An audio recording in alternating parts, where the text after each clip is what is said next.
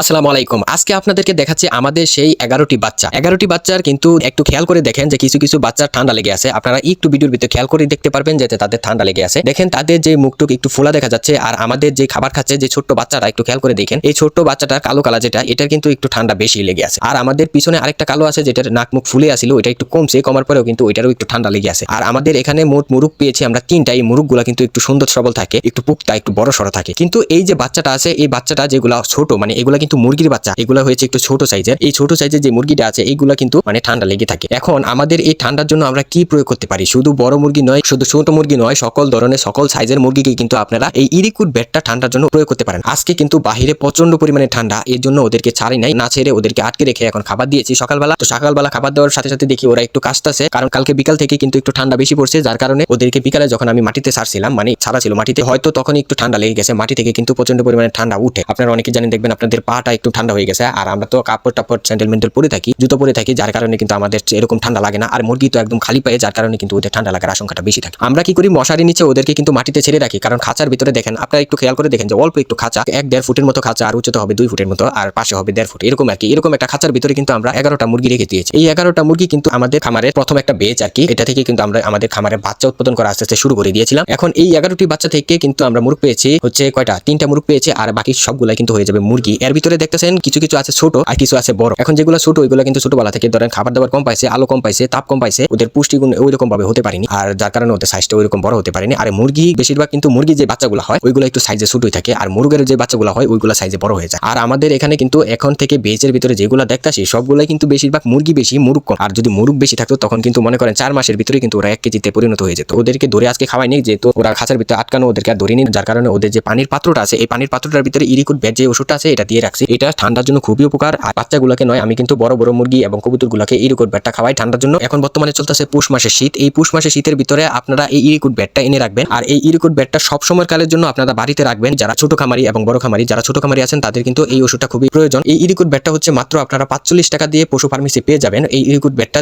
শুধুমাত্র 2 বেলা খাওয়ালে আপনারা ভালো একটা রেজাল্ট পাবেন। সকাল এবং সন্ধ্যা, সকালবেলা একবার খাওয়াই দিবেন এবং সন্ধ্যাবেলা একবার খাওয়াই দিবেন। এই 2 বেলা খাওয়াই দিলে কিন্তু 2 দিনের ভিতরে আপনারা ভালো একটা রেজাল্ট পাবেন। আর যদি অতিরিক্ত গাঢ় হয়ে যায় ঠান্ডা, তাহলে 2 থেকে 3 দিনের ভিতরে কিন্তু আপনারা চমৎকার একটা রেজাল্ট পেয়ে যাবেন। এই 45 টাকার শুধুমাত্র সাধারণ একটা ফাউটার দিয়ে কিন্তু আপনারা সুন্দরভাবে সাধারণভাবে ঠান্ডাটা কাটিয়ে দিতে পারবেন সহজে। আর যদি আপনারা বারবার দেখবেন এখান থেকে ভিডিও দেখে এটা নেবেন, এখান থেকে ভিডিও দেখে আরেকটা নেবেন, আরেকটা থেকে ভিডিও দেখে আরেকটা নেবেন, তখন দেখবেন বারবার কিন্তু আপনারা ওষুধ চেঞ্জ করতে করতে আপনাদের মুরগিগুলো নাই হয়ে যাবে। এর জন্য আপনাদের বলে দিতেছি, আমি কিন্তু 100% ভালো একটা রেজাল্ট পাইছি এই ইরিকুট বেটার ফলে। এই ওষুধটার ফলে আমি কিন্তু ভালো একটা রেজাল্ট পাইছি, এবং এই ওষুধটা কিন্তু আমি বিভিন্ন ভিডিওতে বারবার আপনাদেরকে বলে দিতেছি যে এই ইরিকুট বেডটা এনে রাখবেন আপনাদের কবুতর এবং মুরগির জন্য শীতকালীন খুবই উপকার। আর শুধু শীতকালীন জন্য না, আপনারা দেখবেন শুধু শীতে যে ঠান্ডা লাগে এমনটা না, শীত ছাড়াও অতিরিক্ত যখন গরম পড়ে তখনও কিন্তু মুরগির ঠান্ডা লেগে যায়, তখনও কিন্তু আপনারা এই ওষুধটা প্রয়োগ করতে পারেন। একদম 2 দিনের মধ্যে 100% ভালো একটা রেজাল্ট পাবেন। আর এই ওষুধটার আরেকটা গুণ বলে দেই, গুণ না দোষ এটা আমি ঠিক জানি না, সেটা হচ্ছে এই ওষুধটা কিন্তু প্রচন্ড পরিমাণে তিতা, যার কারণে কিন্তু মুরগি খেতে চায় না। এই যে আমি পানির ভিতরে কিন্তু ওষুধটাকে দিয়ে রাখলাম, দেখবেন এই অল্প অল্প করে পানি খাচ্ছে, একটু পর পর অল্প অল্প পানি খাচ্ছে। এই তিতার কারণে আর পানিটা খেতে চায় না, জিহ্বার ভিতরে যখন তিতাটা লাগে তখন আর পানিটা খেতে চায় না। এর জন্য আমি কি করি, যেগুলো মুরগি বাচ্চা আছে ওইগুলোকে বা বড় মুরগি আছে সবগুলোকে ধরে ধরে গুলিয়ে সন্ধ্যাবেলা খাওয়াই দিই। যেটা বেশি ঠান্ডা লাগে ওই মুরগিটাকে আটকে রেখে তারপর তাকে ট্রিটমেন্ট করা হয়। সাধারণভাবেই কিন্তু শীতের কালে সপ্তাহে 2 একবার করে আপনারা এই ওষুধটা 1 বেলা করে খাওয়াই দিবেন। ধরেন সন্ধ্যাবেলা, যেগুলো সারা মুরগি এগুলো তো সকালবেলা ধরতে পারবেন না, আর সন্ধ্যাবেলা কিন্তু তারা তাদের খাওয়ারে চলে আসে, তখন খাওয়া থেকে বের করে